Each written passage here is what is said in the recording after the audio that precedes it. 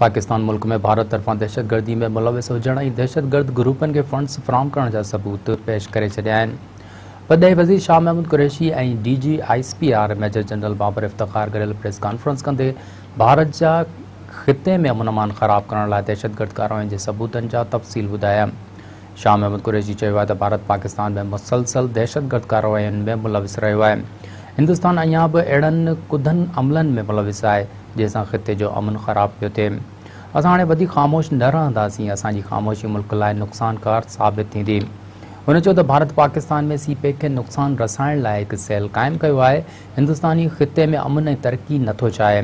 भारत जा पाकिस्तान में ताज़ो बि दहशतगर्द कार्रवाइयुनि में सिधी रीति मुलविस हुजण जा चिटा सबूत मिलिया आहिनि। हुन मौक़े ते पाक फ़ौज जे तर्जुमान मेजर जनरल बाबर इफ्तिखार चयो त मुतहिदा जे 40 दहशतगर्दनि भारत में तरबियत वरिती। राह मुतहिदा खे 2 कंपनियुनि ज़रिए रक़म ॾिनी।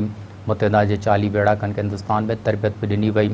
हुन चयो त भारत पाकिस्तान में 3 दहशतगर्द तंज़ीमुनि में BLA, BLF ऐं BRA खे गॾु कयो।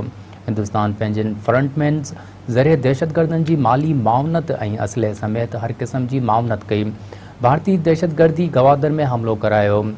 DG ISPR मूजिबि भारत बलोच बाग़ी ग्रुप खे बि सरगर्म कयो। दाश समेत ॿिया वेड़ाक बि पाबंदी लॻायल तंज़ीम TTP हवाले कया ऐं उन्हनि खे परॾेही रस्ते खां फंडिंग बि कई वई।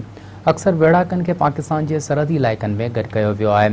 मेजर जनरल बाबर इफ्तिखार चयो त मुतहिदा जे दहशतगर्दनि जी बि माली मावनत कई वई। उन्हनि खे भारतीय ॻुझी एजेंसी राह जे 2 ग्रुपनि सपोर्ट कयो। मुतहिदा जे 40 वेड़ाकनि खे भारत मां तरबियत बि ॾियारी वई। हुन चयो त पाकिस्तान में ताज़ो थियल दहशतगर्द वाक़िअनि में बि भारतीय हथ मुलविस आहिनि। असां राह जे कुझु हफ़्तनि जी रिकॉर्डिंग बि हथु करे वरिती आहे। DG ISPR मूजिबि अफ़गानिस्तान में मौजूदु भारतीय कर्नल राजेश दहशतगर्द तंज़ीमुनि सां मुसलसल राब्तनि में आहे। भारत कश्मीर में बि विगोड़ ऐं हंगामा करे ख़िते जो अमन ख़राब ऐं सीपेक मनसूबनि खे नाकाम करणु घुरे थो। हुन चयो त पेशावर ज़रिए यूनिवर्सिटी में APC हमले में बि भारत मुलविस रहियो आहे। हमले बाबति प्लान जा वीडियोज़ अफ़गानिस्तान मां अपलोड कया विया।